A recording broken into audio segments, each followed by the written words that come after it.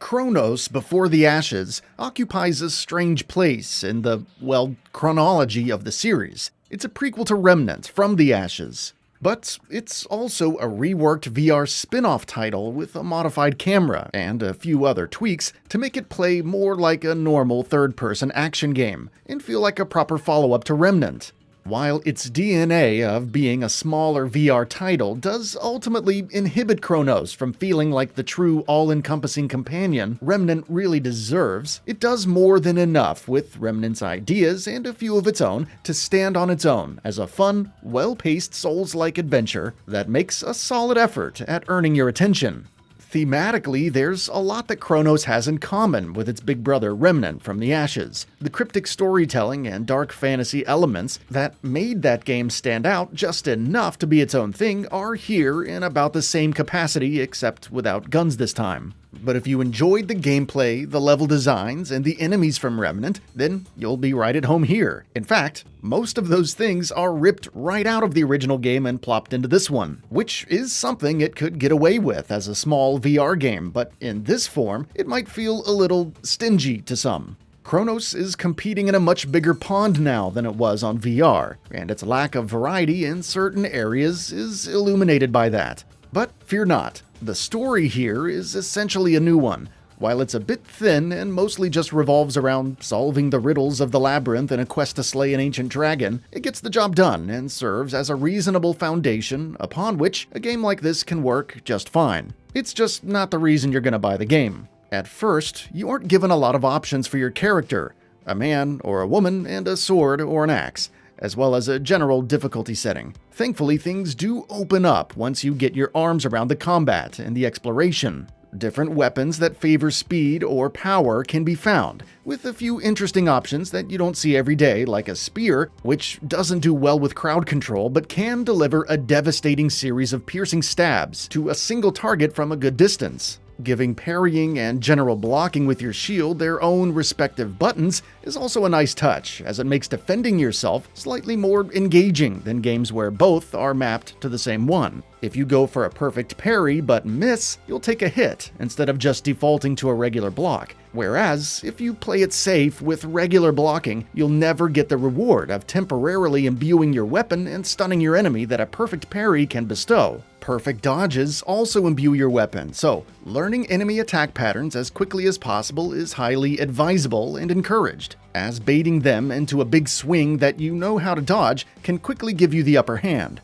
Combat is seasoned a little bit further with magic stones that build up energy with successful hits and can reward you with temporary buffs like invincibility or increased damage once they're full. The gameplay of this type of game wouldn't be complete without some RPG elements though, and while these are also a bit thin, you do level up as you fight and earn points that you can spend on upgrading the stats of your choice. However, one of Chronos' more unique elements, where your character ages by a year every time you die, will also affect your stats as strength and agility become less malleable over time in favor of wisdom and arcane skill. The RPG side of Chronos isn't as deep or rewarding as many of the games it's clearly inspired by, but there is enough here to keep you forging ahead to the next big boss battle and the next opportunity to further refine your skills. The RPG mechanics, while simple, are woven into the combat well enough to feel organic and necessary. Chronos also mixes in some cute ideas, like being shrunk down to the size of a toy to reach a key in a locked cabinet, and replacing a painting's missing section to reveal that it's really a portal to the world it portrays.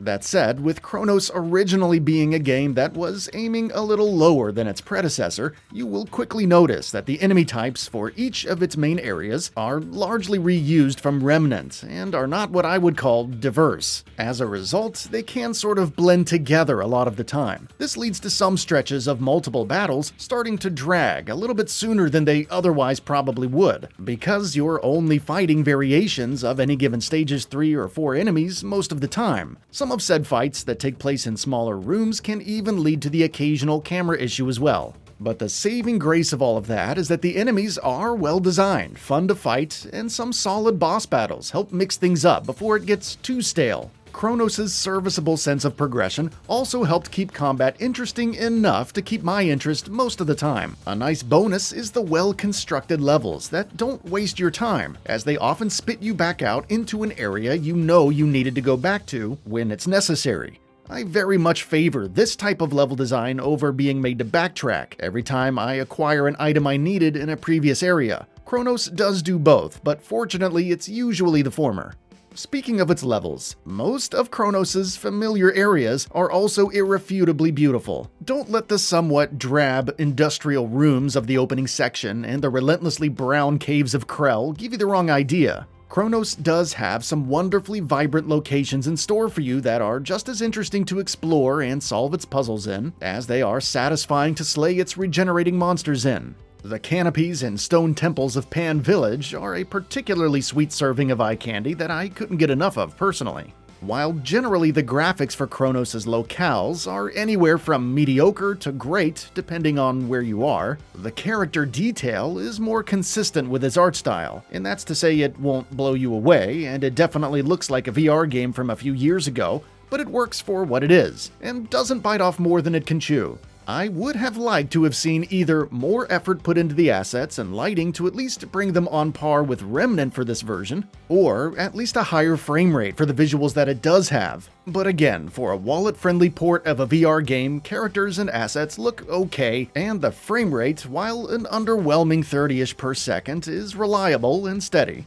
If you've ever heard a soundtrack for any sort of fantasy role-playing game, then you've heard most of the ideas in the music of Chronos. While my memory isn't good enough to spot any specific themes or melodies being reused from Remnant, the general tone of the soundtrack is very familiar all the same. Soaring, uplifting chord patterns with lots of emphasis on strings ring out when new areas and secrets are discovered, and this contrasts in a predictable way with thumping percussion and low, resonant brass during boss encounters.